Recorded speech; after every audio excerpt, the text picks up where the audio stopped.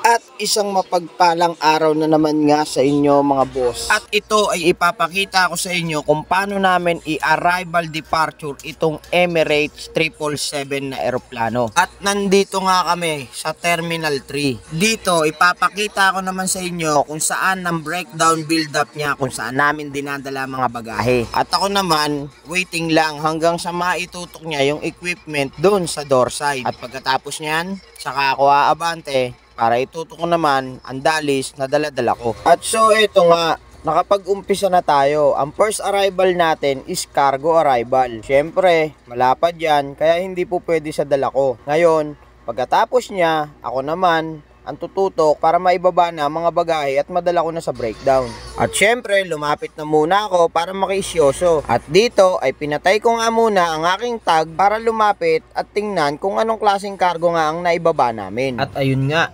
malayo pa lang, alam ko na, live animal to. Malamang, aso na naman to. At dahil ako na nga ang sumunod, waiting tayo muna. So may napapansin ba kayo na itinatransfer ng isang station loader natin yung mga bagahe na galing sa aeroplano? Minsan, na-upload, pero minsan ibabalik. So dyan na lang yan nilalagay sa pinaka-bulk. Bulk ang tawag namin dyan sa parting yan. So tinatransfer ng ating station loader sa Ake upang madala sa breakdown area. At ito naman, ang tinatawag natin na container baggage. Diyan nakalagay ang mga bagahe ng ating pasahero na kung saan doon ko dadalhin sa breakdown area. At papasok na nga ako sa breakdown area. Dito namin dinadala ang container baggage na kung saan doon nakalagay ang mga bagahe ng ating mga pasahero. Ito nga pala yung breakdown at build up area ng Terminal 3. So ito, makikita nyo kung paano pinoproseso ang mga bagahe ng ating mga OFW. At so ito na nga,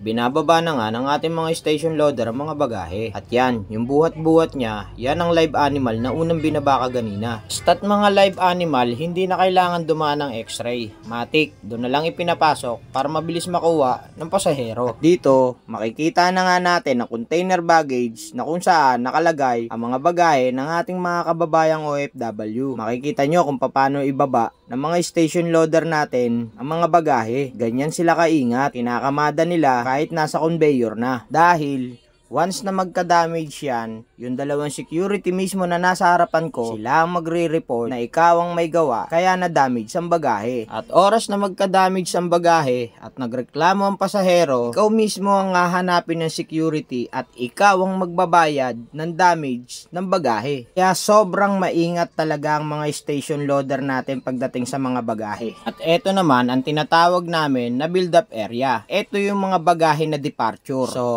iba ang security rito, iba rin ang station loader dito, iba rin ang belt conveyor dito. Separate yan. Iba yung kanina na binabagsakan ng mga arrival, iba rin ang binabagsakan ng departure. At ito naman ang tinatawag namin na towing tag. So eto na, naka-ready na lahat. Ready to hila na yan. Pupunta na at dadalhin ko na sa plain side. Ayan lang naman ang mga container na naglalaman ng mga departure baggage. Iniintay na lang natin si baggage master. Signal na lang niya. Aalis na ako. At dahil ready na, umalis na nga kami kasama ang security. Dito, hindi ka pwedeng lumabas o hindi mo pwedeng ilabas ang bagahe na wala kang kasamang security. Oops, syempre, bago ka totally talaga makalabas, frisking muna. Kasi dito, yan ang policy. Bawal ka talagang lalabas nang hindi dumadaan sa security. Ganyan ka overprotective ang airport. Dahil okay na? Okay, larga. Punta na tayo ng plain side. Last bag na to. Dahil okay na nga ang aming arrival departure ng Emirates,